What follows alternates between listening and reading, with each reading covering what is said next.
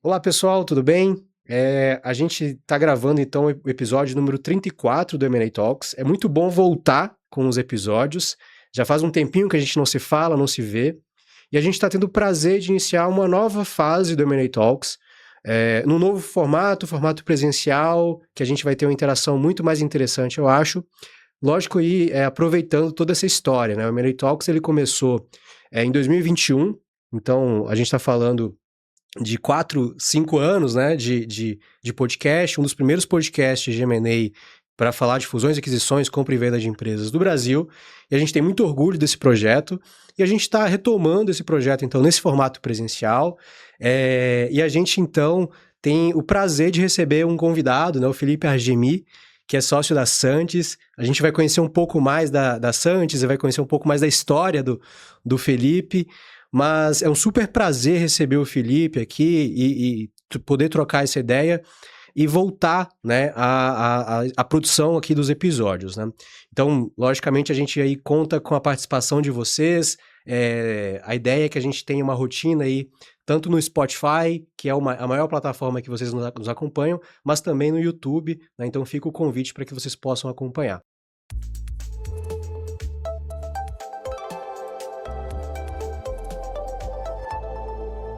Felipe, obrigado por ter topado esse convite aí para iniciar essa fase aqui do M&A Boa, Talks. obrigado pelo E convite. não, e enfim, já nos conhecemos, né? Mas vai Verdade. ser super interessante aí para o pessoal entender um pouco mais da tua trajetória, do que vocês vêm fazendo. E também o propósito hoje é a gente conversar sobre o cenário atual de M&A, né? Perfeito. Eu acho que o podcast ele passou por várias fases também de mercado no M&A, né? Então, a Verdade. gente começou ali em 2021 e de 2021 para cá muita coisa se alterou em cenários políticos, econômicos, macroeconômicos e também de M&A. Né? Então acho Boa. que a gente vai também conseguir explorar muito com o Felipe aqui esse cenário atual. Mas Felipe, Boa. de novo, obrigado. O pessoal conhecer um pouco mais aí quem é o Felipe, o que o Felipe faz. Eu queria, então, deixar esse espaço inicial para que você possa se apresentar. Boa, legal. Primeiro, obrigado pela oportunidade. Você falou um dos primeiros. Para mim é o primeiro, que eu escutava podcast de M&A, mas foi o primeiro em português que eu vi. Eu tinha te falado, né? Tinha gabaritado aí, eu tinha assistido todos, achei super bacana a abordagem. É carente, né? E a gente vê que hoje em dia, este movimento do M&A, ele vem entrando no mainstream, né? Para quem ainda não conhece o M&A, Mergers and Acquisition, as fusões e aquisições, são um processo estruturado de compra e venda de empresa. E a gente vê também que tem, infelizmente, muito aventureiro aí, né? Muita gente que tem vendido o M&A como se fosse algo, às vezes, muito danoso para o vendedor, muito mito sendo criado, muita briga de grande com pequeno. E espero que a gente desmistifique um pouco isso aqui, que a gente já conversou um pouquinho disso, né? E conversar. Mas vamos lá. Felipe Argemi, eu sou sócio fundador da Santis. Eu trabalho nesse mercado há mais de 15 anos, trabalhei no Itaú Unibanco, eles tinham uma área que era uma área voltada só para o middle market, empresas de médio porte, o corte lá de 30 a 500 milhões de reais. Trabalhei no Itaú até 2013, quando eles decidiram descontinuar o atendimento do middle market, mas eles convidaram, eu e na época o diretor da área, para a gente fundar uma boutique. Então a gente fundou a Capta Partners, fui sócio até 2019, quando eu vendi minha participação para fundar a Santis e para aplicar 100% do que eu acreditava. Porque venda de empresa, esse mercado, né, o mercado financeiro olha só como um número. Então, quando o assessor vai querer vender a empresa, ele olha o volume financeiro potencial que ele pode ter. Obviamente, o sócio vendendo ele vai ter esse benefício, mas o assessor está muito mais preocupado com isso. Eu sempre achei que foi muito danoso, né? Então, eu busquei desconstruir isso e inverter a lógica. Primeiro, a gente quer conhecer o fundador, conhecer o que ele construiu, o legado que ele construiu, porque o fundador está ali, dedica às vezes 10, 20, 30 anos da vida dele pela empresa, abre mão de família, abre mão de lazer. Eu brinco, final do ano, quando é a alegria de todo mundo, o empresário está ali pagando 13º, a hora que ele sofre. Então, toda essa angústia que ele viveu para construir uma empresa de sucesso, porque o que eu sempre digo, as empresas que passam por um M&A para ser vendido são empresas de sucesso. Não que empresas que não passaram por M&A não tenham sucesso, mas passar por um M&A dá um carimbo de sucesso, porque para uma grande empresa parar e adquirir uma empresa menor com toda a complexidade que a gente tem, ainda mais no Brasil, eu acho que isso é um selo de sucesso que o empreendedor pode ter. E aí, no momento da venda, primeiro, qual que é o objetivo dele? Porque o M&A ele tem alguns caminhos. Ele pode fazer uma captação para crescer mais, se ele estiver disposto a levar a empresa para um novo patamar. Ele pode estar com o patrimônio ali muito concentrado, e geralmente é assim, né? Se a gente olha os bilionários do mundo, mais de 90% do patrimônio é o valor das empresas. Então, naturalmente, o empresário, o maior patrimônio dele é a empresa. Então, ele sair do risco. A empresa, às vezes, ficou muito grande para ele, o mercado ficou mais desafiador, e ele considerar um M&A. Mas o que faz sentido para ele? Então a gente gasta muito tempo entendendo as pessoas envolvidas, o que eles querem, e aí sim construir a transação. E de todas as transações que eu já fiz, vou contar algumas aqui, claro. Mas o que eu tenho o maior orgulho foi uma reportagem da Forbes, falando que a gente estava fazendo uma revolução no mercado por fazer um M&A humanizado. Legal. Isso com 1 ano de casa. Fundado em 2019, setembro, a Santos, em novembro de 2020 a gente teve essa reportagem. Que é justamente isso, colocar as pessoas em primeiro lugar. Não só os nossos clientes, como também os nossos funcionários que se tornam sócios da empresa. Uhum. Então, a gente tem uma transparência muito grande, o pessoal ali entende tudo o que está acontecendo, participa, se torna sócio, engaja e também respeita a história do empreendedor. Até para complementar, Felipe, eu vejo isso também do nosso lado aqui da parte jurídica, né? Essa coisa de ou o cliente é tratado como mais um número, ou então também tem um ponto que é super importante, né, de alerta, e que você deve também ter essa percepção, que é a percepção de que vender uma empresa é como vender um imóvel. Nossa, né?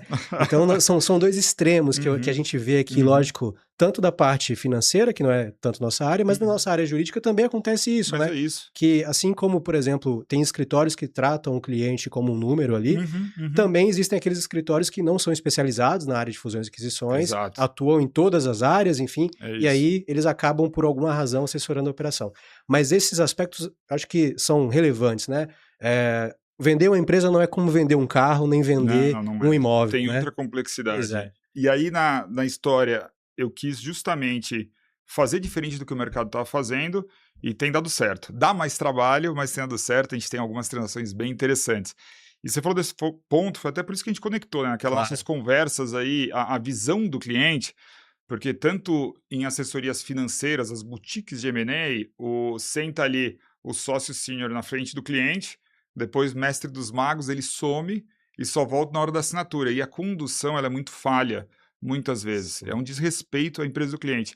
E do lado jurídico é a mesma coisa. Muitos escritórios, eles acabam o sócio principal trazendo o cliente, depois deixa na mão do júnior. O júnior não tem experiência, as transações são complexas e deixa a desejar para o cliente. Só que, infelizmente, do lado vendedor, a gente fala do sell side, né? É provavelmente a primeira vez que ele está vendendo uma empresa. Ele não tem parâmetro para comparar. Sim. E aí ele acaba recebendo uma orientação mais júnior, uma orientação não tão sofisticada, acha que é comum, segue numa transação e uma transação que às vezes é ruim para o vendedor. E tem tanta coisa envolvida, né? O outro lado, se você pensar, lógico que a gente não está falando aqui de oposições de interesse como num conflito, mas existem interesses próprios ali do vendedor e do comprador. E provavelmente o comprador está super bem assessorado, em regra, isso. né? E o comprador também passou já por umas dezenas de transações. E é isso que é o ponto. E esse é um dos mitos, e é mito, tá? Que o pessoal fala no mercado, que o investidor, o comprador, ele é maldoso, ele vai esmagar o vendedor. Cara, isso é um absurdo, é um desserviço quem faz isso, tá? Eu acho que quem fica levantando a bandeira aí, que tem um lado bom e o lado mal, tá muito mais querendo chamar atenção do que prestando serviço técnico. Até porque a gente que conhece sabe que a pessoa não tem uma experiência verdadeira. Mas o que acontece? Qualquer compra, você vai querer também ter uma segurança de que é uma compra boa. E se você está tendo um dispêndio de dinheiro, você quer pagar o justo, o mínimo adequado, para ser claro. Do contrário, você criaria a empresa do zero, né? É isso. E aí, vou dar o exemplo até que você falou, vamos falar do carro. Pô, você quer vender um carro ali, você está querendo vender e você recebe uma proposta, o outro lado também, que não conhece o carro, vai querer botar a menor oferta possível. Ele vai querer vender. Só que se for um carro de coleção, diferenciado, o preço é outro, a demanda é outra, é outro tipo de interessado, mais sofisticado. Por isso que eu falo, o empresário que tem uma empresa que é muito boa, sofisticada, ele vai atrair a atenção de mais de um comprador e ele vai poder fazer a melhor transação.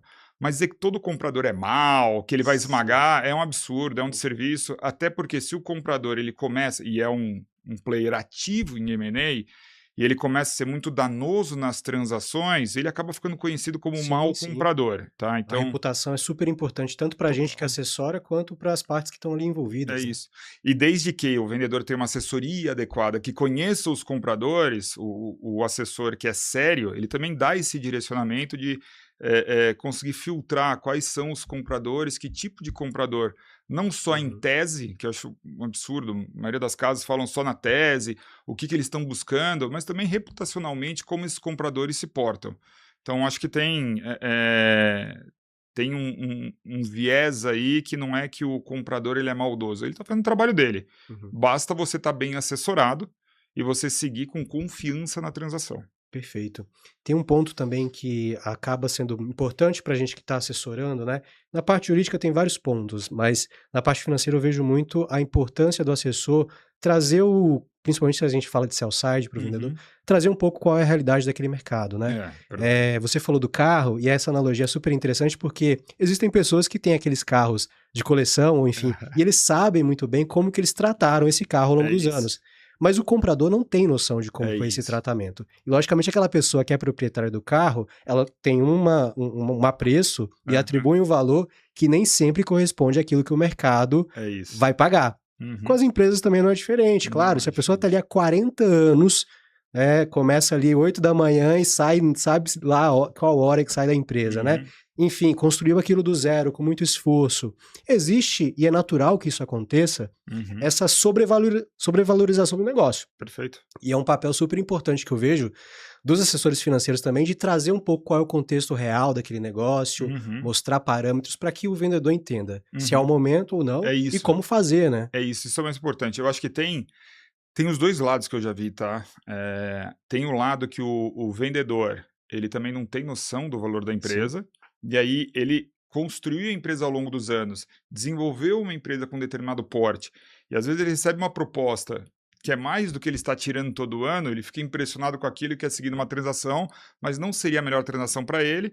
E o outro lado que você falou, que é muito mais natural, é o empreendedor, ele é extremamente otimista com o negócio. Uhum. E aí ele tem valores, às vezes, que são desconexos da realidade.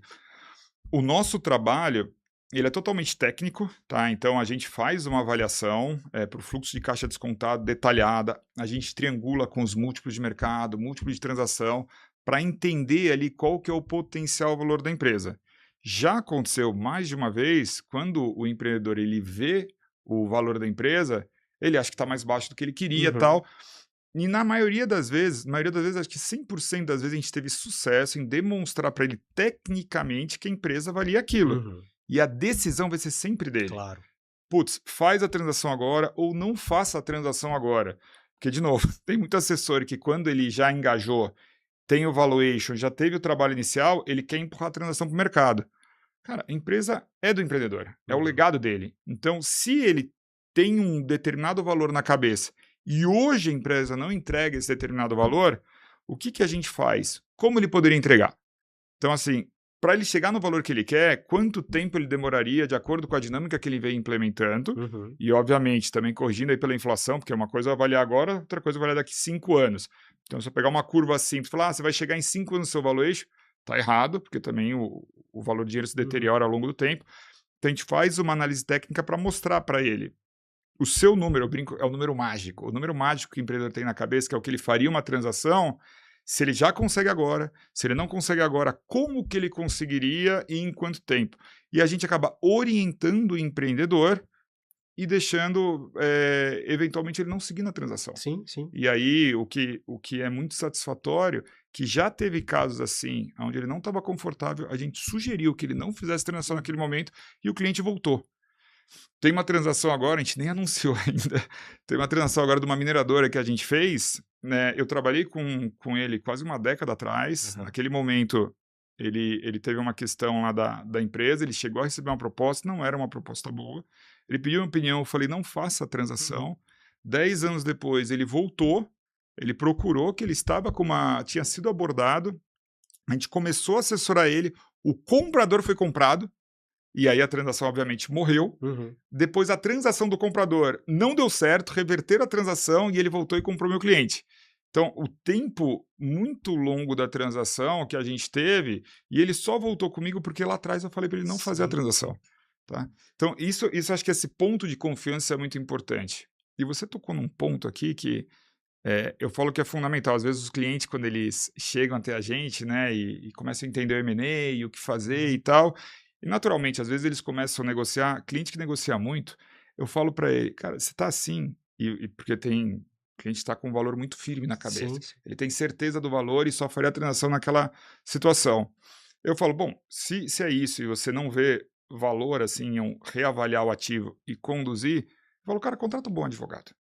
Exato. Então, isso eu sempre falo. O único ponto que você não quer é porque muito empreendedor esquece e olha que a venda da empresa é só o valor financeiro.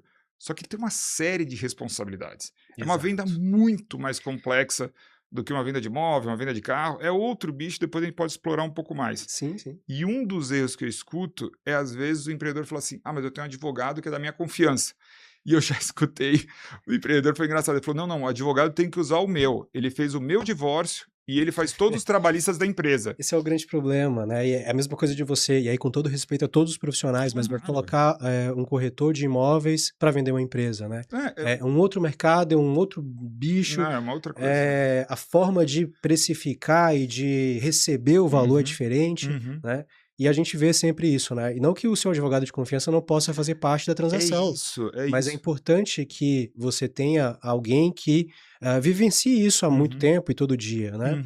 Para também dar essa segurança, porque um dos erros que a gente vê muito, né, na parte jurídica é a superconfiança do vendedor em achar que aquele preço que ele está negociando é efetivamente o que ele vai receber. E aí, quando chega a minuta para a gente, o SPA, existem tantas condicionantes para receber aquele valor que é difícil até explicar para o vendedor que, olha, sim, vocês negociaram aquele X, mas existem essas condicionantes aqui. E é um papel nosso de realmente explicar para ele quais são as condições, qual o tempo, né, o que tem que ser preenchido, né? Eu acho que a gente vai ter muita oportunidade para falar sobre essas condições, mas também possibilitar ele entender que talvez não seja o melhor momento, né? É isso. E só um ponto que para nós da área jurídica é importante, né?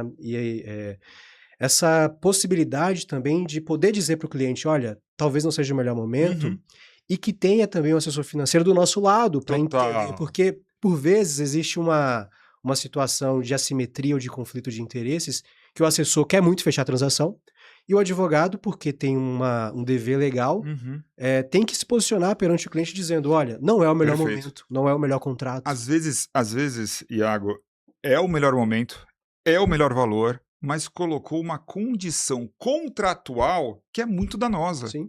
E não dá para seguir, e não dá para fazer, e não dá para fazer.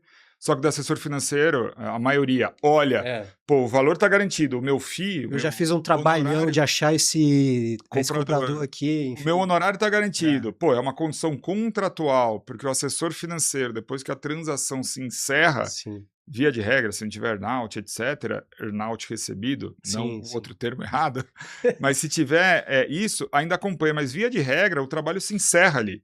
E o advogado continua. O advogado continua, porque a maioria dos contratos tem uma responsabilidade ali de até 5 anos, se tiver ambiental até 10, dependendo de como for negociado.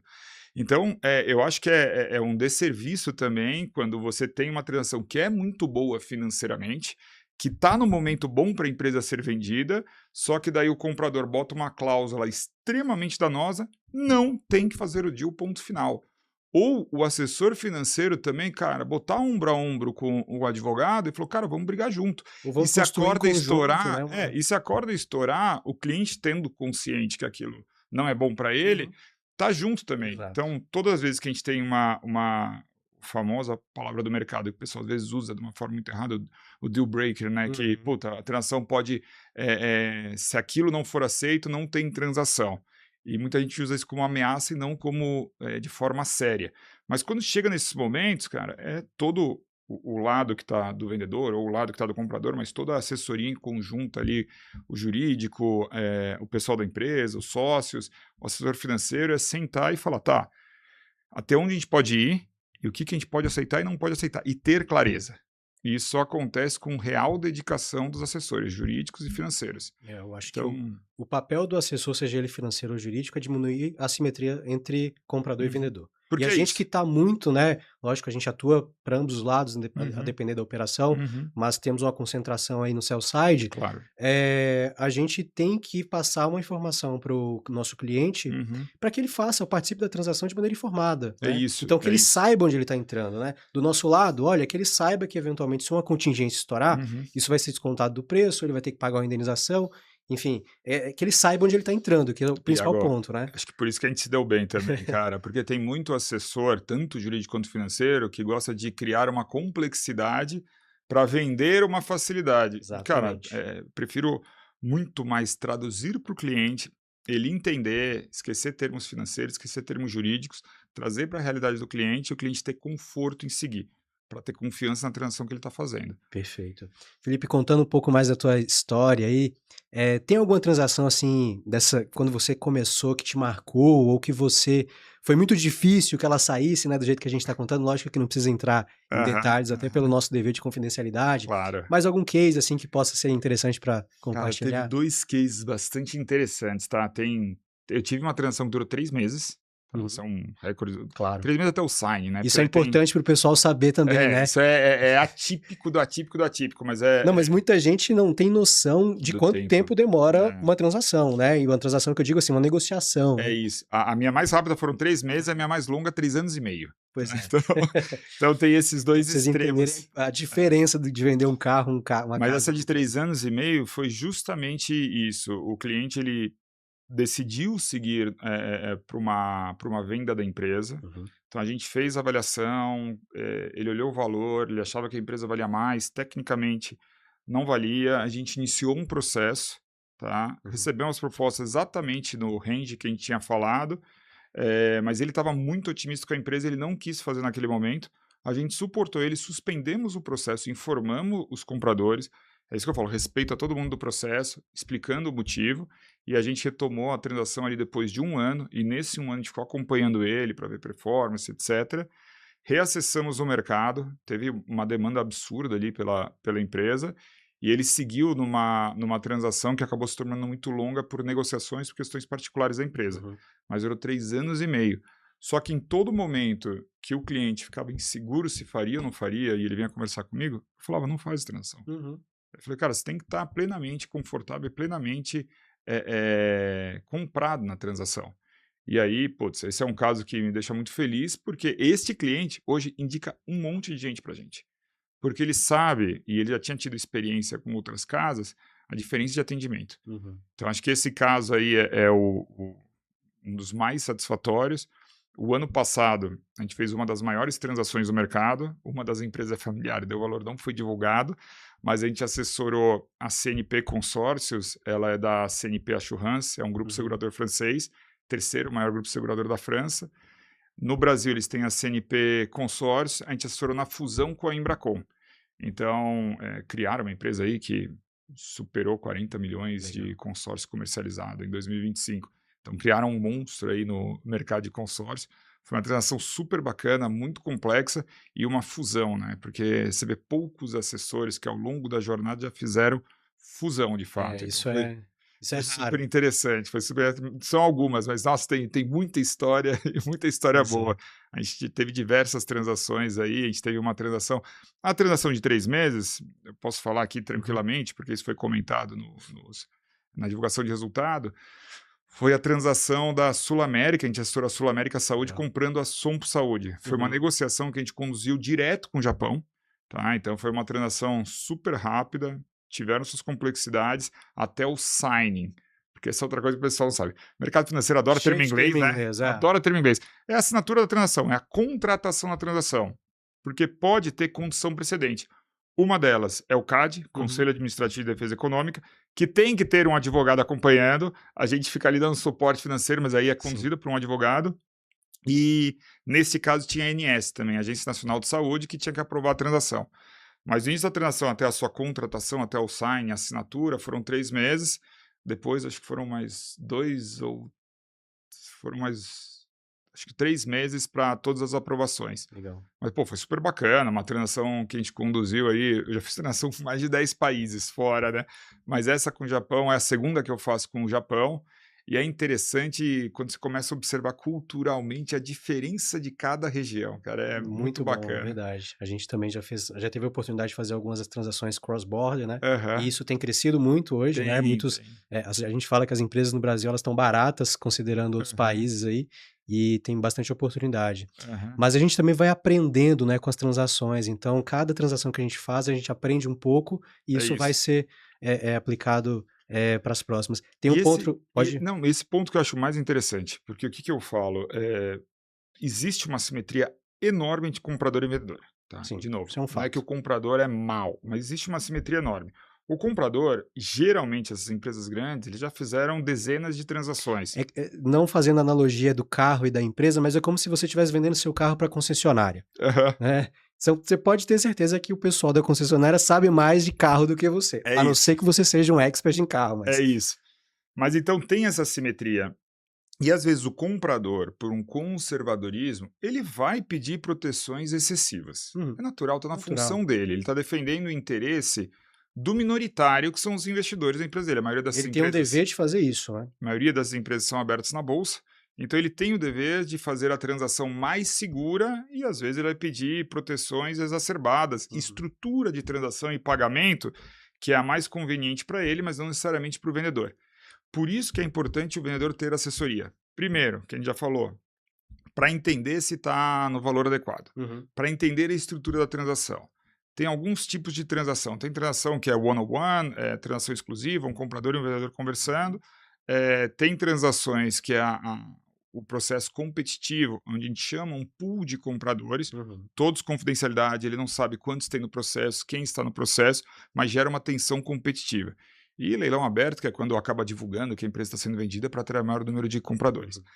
O que maximiza o valor é o processo competitivo, sem sombra de dúvidas. Mas então, se o vendedor está querendo vender a empresa, montar um processo competitivo é o mais interessante, até porque maximiza a chance de sucesso. Mas quando ele começa a conversar ali, engaja com o comprador, as exigências que o comprador faz, ele não sabe se aquilo é corriqueiro do mercado Sim. ou se é um exagero.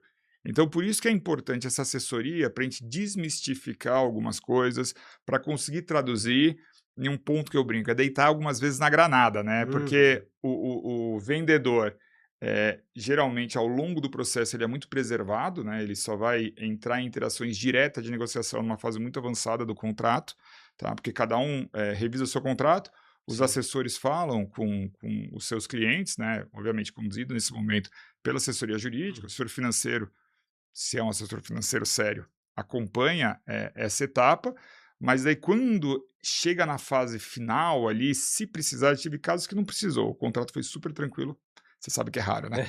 Os dois lados revisaram, entenderam os termos, só sentaram para assinar. Então a gente preserva o sócio.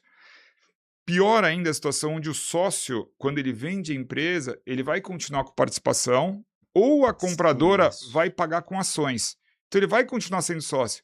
Então, se no momento da negociação, que às vezes se torna conflituoso, é natural que às vezes vai ter algum atrito, ele se expõe, pode ficar um gosto amargo depois. E aí que os assessores ajudam a preservar o vendedor. Tem muitos detalhes e que eu acho que a gente pode explorar aí também nos próximos episódios, mas é importante também ter essa possibilidade de mostrar para o cliente, foi o que você comentou, o que é normal do mercado em termos de operação. Então a gente tem alguns padrões, né, em termos de SPA. Um deles, declarações e garantias. E é muito interessante e, por vezes, lógico, complexo negociar declarações e garantias, mas também explicar para o cliente a extensão do risco que ele está assumindo ao aceitar uma determinada declaração e garantia. Né? Então, para quem não sabe, num contrato, quando você está vendendo sua empresa, você vai assinar ali declarando alguns fatos. Por exemplo, que minha empresa nunca cometeu nenhum crime, que minha empresa pagou todos os tributos, que não há nenhuma autuação, mas muitas vezes... Não tem previsão de contrato ser encerrado. É longo, viu? É muito, longo. Né? E por isso que demora tanto, né? E às vezes o comprador ele pede coisas que são exageradas, assim, de proteção. O negócio tá rodando normalmente. Daí ele pede, se algum cliente sair, você me indeniza. Fala, não, isso é natural. E pedem. Esse é o ponto, né? Existem coisas que fazem parte da negociação de venda de empresa e tem coisas que a gente tem que, primeiro, né, explicar para o cliente, para que ele tenha a condição de falar assim, não, isso aqui eu assumo. Porque ele está assumindo um risco. É isso. Como que você sabe que não há nenhum procedimento de investigação ambiental do seu negócio? Você tem certeza disso? É isso. Porque se você fala que não tem e depois o comprador descobre que tem, você vai, de alguma maneira, responder por isso. É isso. Então, esse cuidado é importante. Mas, ao mesmo tempo, ter essa condição de negociar com o comprador e falar, olha, isso aqui não faz sentido. A gente sabe que não faz sentido, seja pela empresa ou porque não é normal no mercado. E até como passou por uma due diligence, auditoria, fala, qual o risco que você identificou que você está tão preocupado? Me ajuda a entender para ajudar a direcionar. Só que daí, de novo, toma mais tempo, consome mais tempo. Então, o assessor tem que estar muito comprado com o seu cliente, até para ele brigar junto, entendeu? Putz, que às vezes o contrato demorou mais 2 semanas, porque tem que resolver uma declaração em garantia exagerada, uma condição de indenização desproporcional, você tem que dedicar um tempo. Então, e tempo é dinheiro, às vezes o assessor quer empurrar aquilo lá para baixo do pano e às vezes pode estourar a bomba lá na frente, como pode não estourar. Sim, né? Então, é um risco. Mas é o risco que a gente tenta preservar o cliente. Show. Felipe, e quando você entende assim que uma empresa está preparada para iniciar um processo de M&A, né? Eu acho que muitos empresários, M&A, compra e venda de empresas, têm se popularizado. Perfeito. Isso é super importante, né? Eu acho até uma coisa, algo que eu vi o Felipe comentando uma vez, né? Que os empresários, eles têm algumas consequências. Ou sua empresa vai falir, ou vai ser sucedida ou vai ser vendida, né? Isso, não tem para onde escapar. Acho que você pode falar um pouco mais sobre isso. Mas para ser vendida, né? Quando que a empresa pode começar a pensar nisso?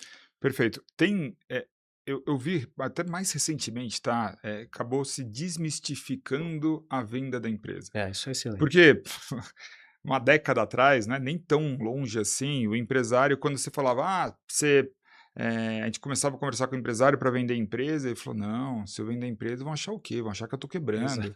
Na verdade, é o contrário, né? Para o cara conseguir vender a empresa, é empresa de sucesso. Porque o comprador, existem fundos muito específicos, fundo de stressed, compra a empresa que está quebrando. Mas ele só compra empresa muito grande que está quebrando, que consegue ter uma reversão, que tem algum posicionamento diferente. Isso não é o usual. Então tem muito empresário que ele acha que tem que vender a empresa quando a empresa está indo mal.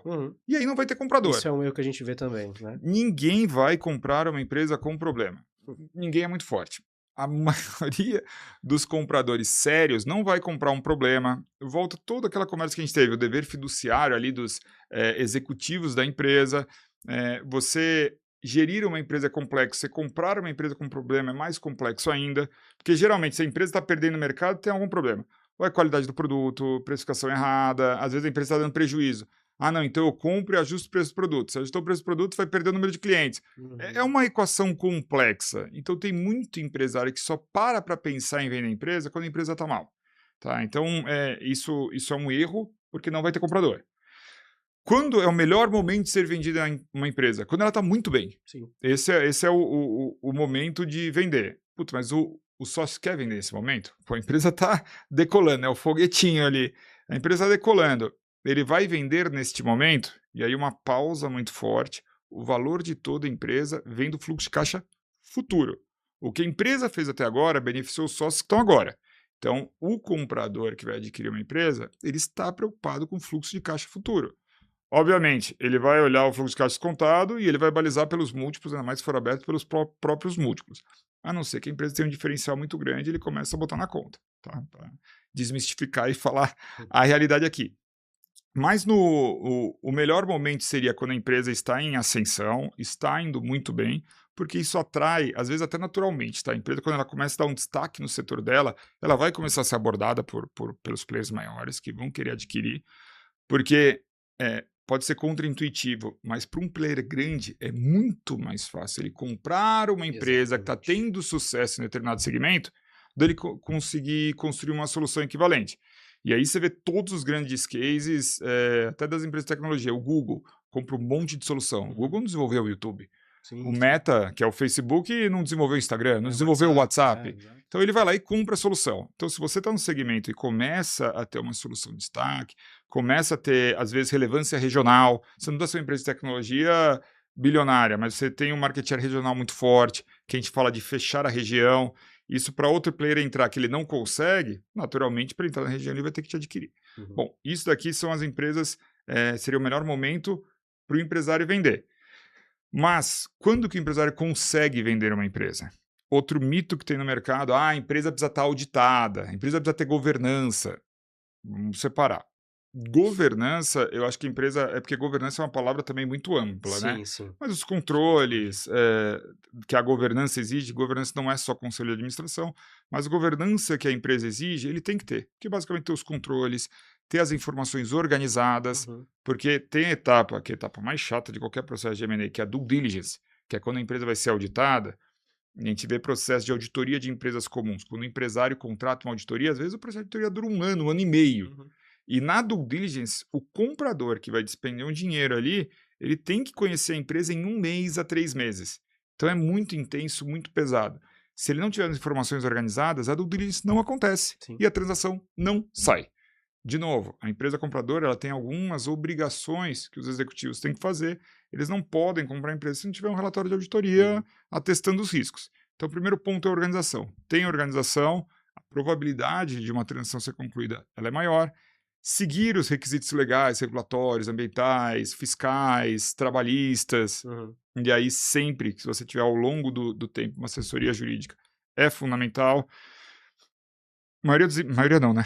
100% dos empresários de sucesso que eu tive, eles buscaram assessoria financeira mesmo sem pensar em vender empresa. Isso é importante. Para fazer um raio-x. Também. Porque, cara, às vezes o cara começa a contratar de uma forma inadequada, ele nunca parou para falar com um advogado trabalhista aquilo tá certo. O cara começa a recolher imposto de uma determinada forma. Tá no regime certo. Que ele pediu para o contador, com todo respeito ao contador. O contador faz contabilidade, não é tributarista. Então, e se você... 100% dos empresários tiveram sucesso, eles tiveram essa sofisticação de ir arredondando a empresa. Então, isso é uma parte de preparação. Parte financeira também, você maximizar o fluxo de caixa, buscar melhor eficiência financeira, porque ainda mais quando a empresa começa a crescer, tolera ineficiência. Isso é natural, é natural. Então, você fazer essa revisão e começar a olhar a empresa, o próprio empresário como um investimento.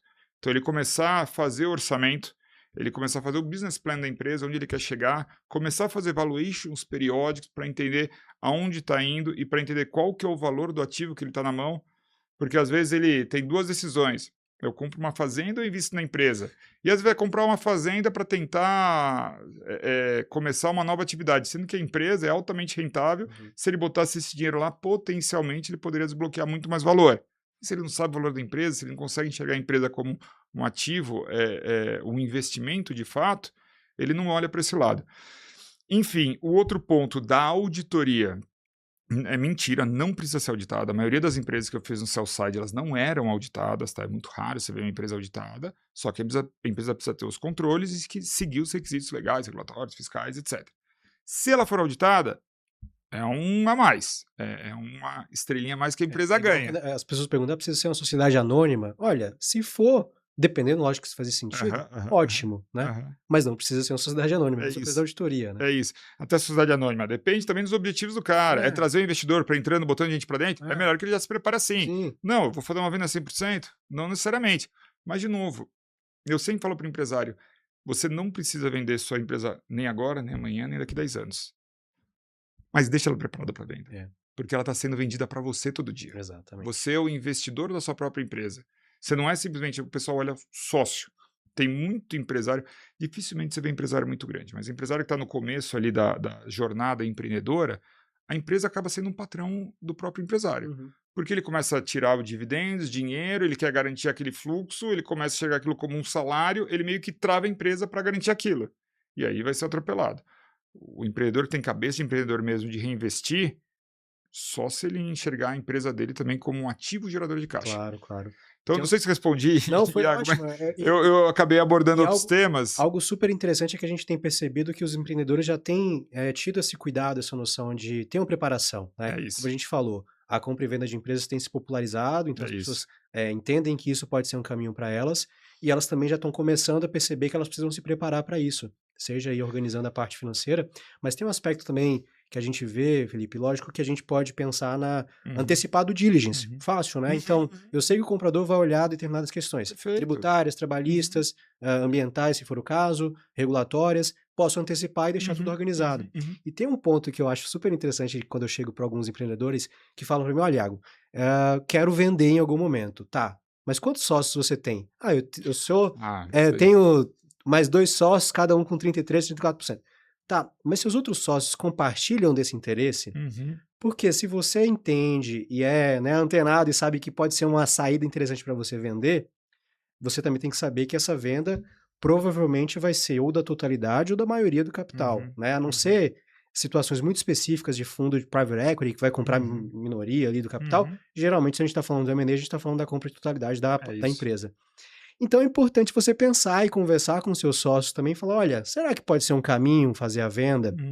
Isso em empresa familiar é super comum, né? Total. O sucessor já está aposentado, você está lá com teus primos. Seus primos querem vender? Isso você pode organizar antes, né? Então a gente pega muita empresa que tem aquele contrato social padrão de junta comercial, nem sabe o que é um acordo de sócios. Exatamente. E você pode ir estruturando com seus sócios essa possibilidade de venda, quando vai ser vendido, né? E às vezes, eu vi uma história assim que era, vou te falar que era muito triste. O empreendedor, ele tinha um diretor que ele gostava muito, aquele cara que começou como office boy, foi subindo, virou diretor da empresa, e ele deu participação. A empresa desenvolveu, então a empresa recebeu uma oferta, e aí chegou com essa oferta que ele recebeu, ele quis vender. Quando esse diretor, que era menor, entendeu a oferta, entendeu o quanto que ele ganharia, e ele entendeu que no arranjo da transação não teria espaço para ele não quis vender. Ele melou a transação. Daí você fala, mas o minoritário não consegue, eu atropelo. Vai lá, tenta atropelar. Exato. Então, assim, não dá. Se for mal desenhado, você trava uma empresa. E aí o empreendedor, às vezes, começa a pensar num acordo de sócio quando começa a dar problema. Para você negociar um acordo de sócio quando já está em conflito, é o caos. Porque o cara sabe que você vai querer proteções do seu lado, ele vai exagerar nas proteções do lado dele, você trava a empresa. É uma desconfiança que surge, né? Porque quando você está com um problema já instalado na empresa, na sociedade, quando você traz a pauta do acordo de sócios, é natural que exista uma desconfiança, tanto na proposição, por que meu sócio está falando de acordo de sócios agora? E por que ele está aqui falando algo do tipo, se eu decidir sair eu vou receber tanto, se eu falecer meus filhos vão receber tanto, se eu me divorciar. Então, lógico, o melhor momento, como você fala, é o momento quando a empresa está bem, né? Quando a relação está saudável. É isso. Eu brinco que toda a sociedade é um casamento, né? Só que a única que também você pode falar claramente de um divórcio no começo, como que se resolve. Sim. Até porque, naquele momento, a empresa vindo bem, a relação sendo boa, você consegue discutir pontos sensíveis. Porque você não está discutindo com a pessoa que está na sua frente naquele momento. É um momento extremo lá na frente, você pode trazer outros sócios. Qual proteção que você vai ter se mais gente entrar? Então você acaba fazendo um desenho que ele acaba sendo muito mais saudável. Sim. E se tá num acordo de sócio, obviamente, briga pode ter, mas, cara, é difícil. Porque tá lá, tá contratado, tá claro. E também, de novo, um bom acordo de sócio, né? Porque também já vi acordo de sócio que o cara botava uns absurdos que se quer cair na mão de qualquer juiz, o juiz fala, puta, isso aqui é contra a Constituição, então não dá. Jogar no chat GPT, faça um acordo de sócios, né? Então, hoje as pessoas têm essa coisa, né, da inteligência artificial e tem possibilitado muito avanço em determinados aspectos, mas é como se você pegasse o acordo de sócios padrão do Google, se aplicava para sua empresa, o chat GPT também vai gerar esse acordo de sócios, né? Então... Você deu um exemplo assim, cara, incrível. Eu acho que assim, inteligência artificial ajuda muito, agiliza muito. Se você quer hoje colocar lá, puta, monta um acordo de sócios para mim, para o chat GPT, quais são as principais cláusulas? Você monta. Beleza.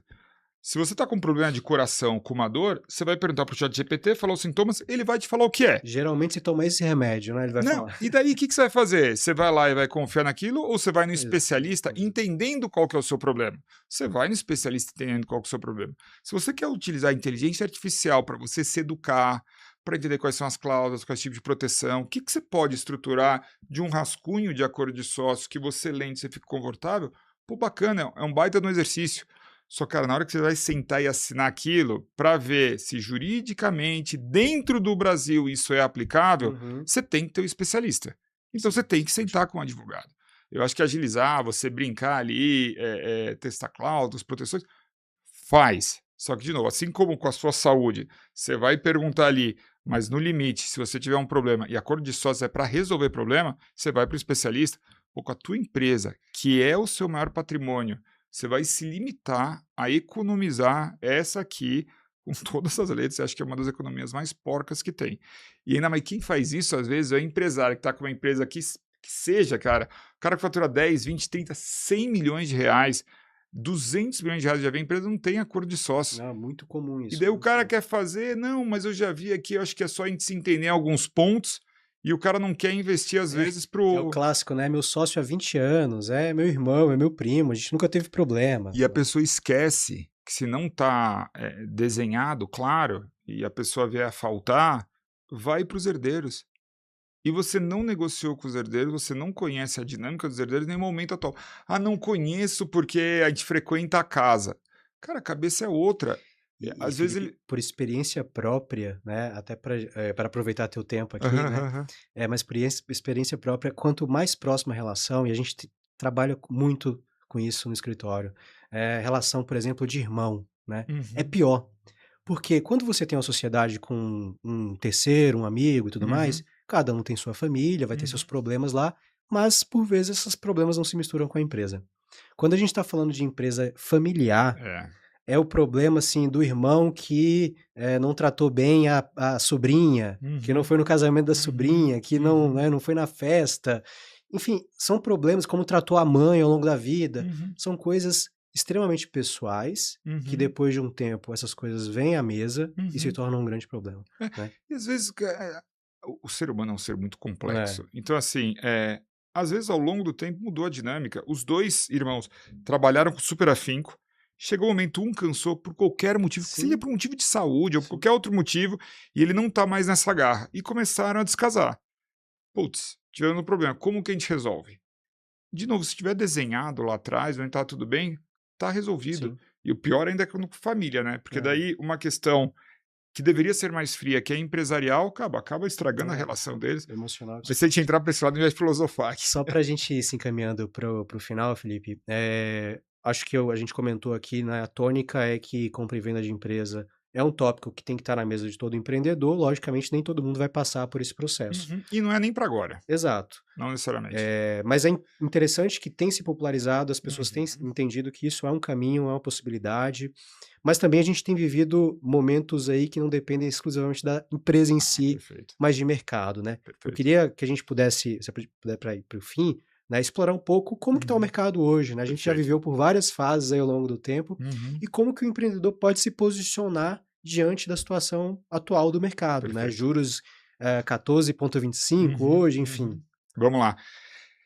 Impressionantemente, eu passei por algumas crises, né? Mas impressionantemente, a crise do Covid, com todos os problemas que ela teve e gerou, ela foi muito benéfica para o mercado financeiro e para o mercado de fusões e aquisições. No Brasil, eu particularmente nunca achei que eu viria no Brasil taxa de juros a 2%. Sim.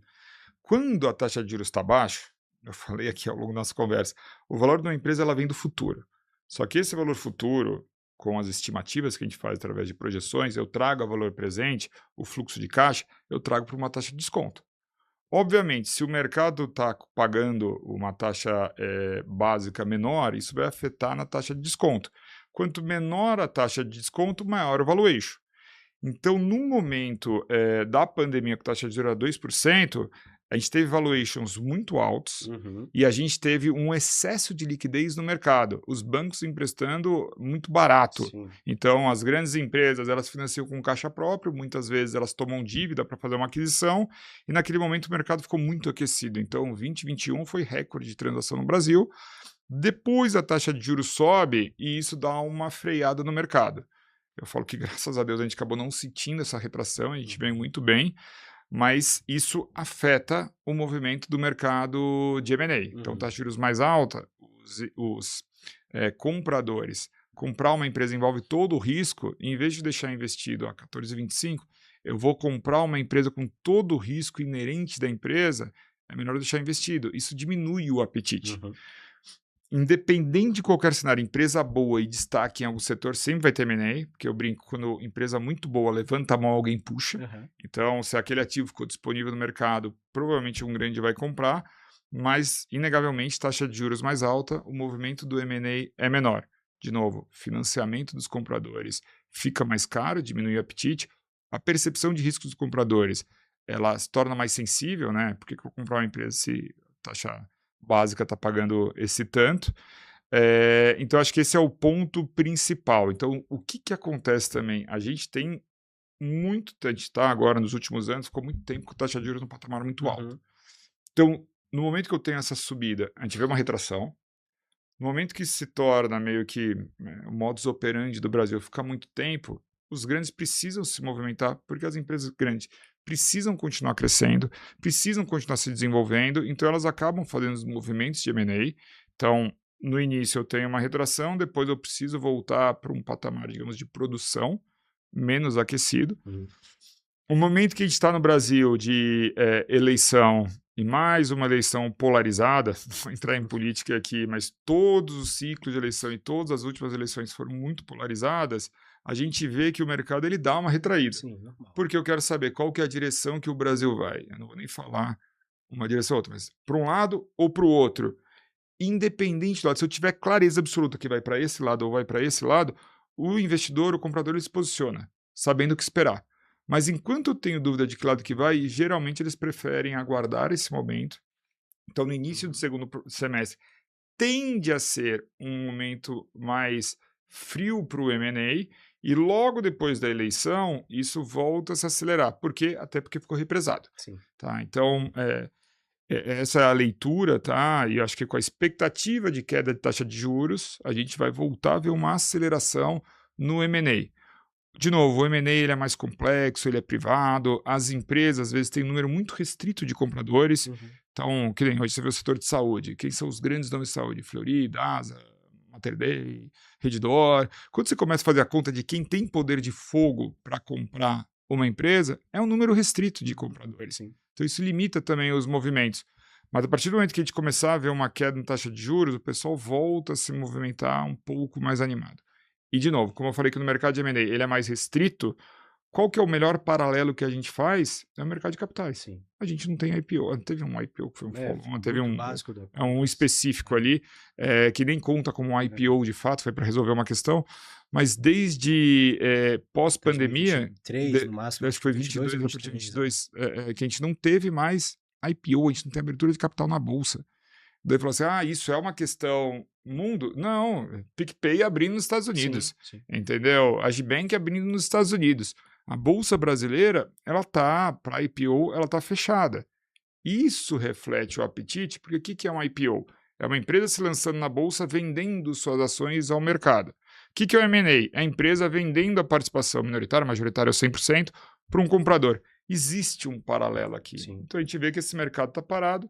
Isso, em paralelo, a gente vê que o mercado de M&A também está menos aquecido. Mas a expectativa, se a taxa de juros cair, é que o ano que vem a gente vê um aquecimento maior no mercado de M&A. E para o empreendedor que sabe que essa pode ser uma possibilidade, vale acompanhar esse timing, né? E também se preparar de antemão, isso. Que, como é que a gente comentou aqui, é algo super importante. Por isso que o empreendedor começa a enxergar a empresa dele como um ativo, ele entende que esse ativo, quando dá essa queda, ele aumenta de valor. E aí ele pode aproveitar um momento de mercado. Durante 2020 e 2021, muito empreendedor que nunca tinha pensado na empresa, ele considerou. Por quê? Porque o valuation estava muito alto. Sim. E aí, esse é um outro ponto que acabou poluindo muito o mercado, que tem muito empreendedor... múltiplos, né? Enfim, 20 vezes EBITDA. Tem muito empreendedor que olha ali e fala, nossa, o cara paga... Pior ainda, né? Tem empreendedor que olha só múltiplo receita, que não faz muito sentido, mas depois a gente conversa essa história. Mas ele fala, não, pagavam 5 vezes receita, agora, principalmente empresa de tecnologia, agora não estão pagando. É outro momento. E isso precisa educação. Às vezes você vê o múltiplo não é pegar o múltiplo de qualquer série histórica e escolher o maior. Eu preciso ver hoje quanto o mercado está pagando. Mas acho que assim, de novo, se ele tiver a cabeça de enxergar a empresa como um investimento, ele vai estar preparado quando a oportunidade surgir, quando ele quiser. Excelente. Boa. Felipe, acho que a gente abordou vários temas aqui, a gente passou e a hora, enfim, conversou e a hora passou rapidinho aqui. Acho que tem muita coisa para a gente falar, mas aí já fica também um aviso super legal aqui, né? Que além dessa retomada do podcast do M&A Talks, a gente vai contar com o Felipe aqui também na posição de entrevistador, de host aqui do M&A Talks, que a gente vai poder aprofundar mais ainda esses temas e, enfim, trazer mais convidados abordando aí, eu acho que essa complementariedade, né, entre a área financeira e a área jurídica, conversando com pessoas que já participaram de processos, enfim, que estão empreendedores que venderam a empresa, como foi a experiência deles, o que eles passaram nessa jornada de venda, o que eles enfrentaram, quais foram as alegrias e tristezas. Então a gente vai trazer também o lado do empresário, não só o lado, obviamente, vamos abordar muito o quesito técnico, falar de mercado, mas acho que a gente vai ter uma boa jornada aí para educar de verdade aí com quem realmente faz M&A e traduzir um pouco desse mercado. Pô, honradíssimo com o convite. Valeu, vai ser bem bacana essa nova jornada. Excelente. Pessoal, obrigado aí por ter acompanhado esse episódio 34 e agora nós temos essa retomada do M&A Talks, acompanhem nossas plataformas, seja pelo Spotify, pelo YouTube, a gente também tem nossa conta do Instagram, LinkedIn, enfim, ficamos aí sempre divulgando os próximos episódios e fiquem à vontade também para mandar mensagem, comentar. O Felipe tem os perfis pessoais dele que a gente vai deixar na descrição, eu também, enfim, a gente fica de super disposição aí para continuar essa conversa aqui e a gente se vê então no próximo episódio do M&A Talks. Obrigado. Boa, valeu pessoal, obrigado Iago.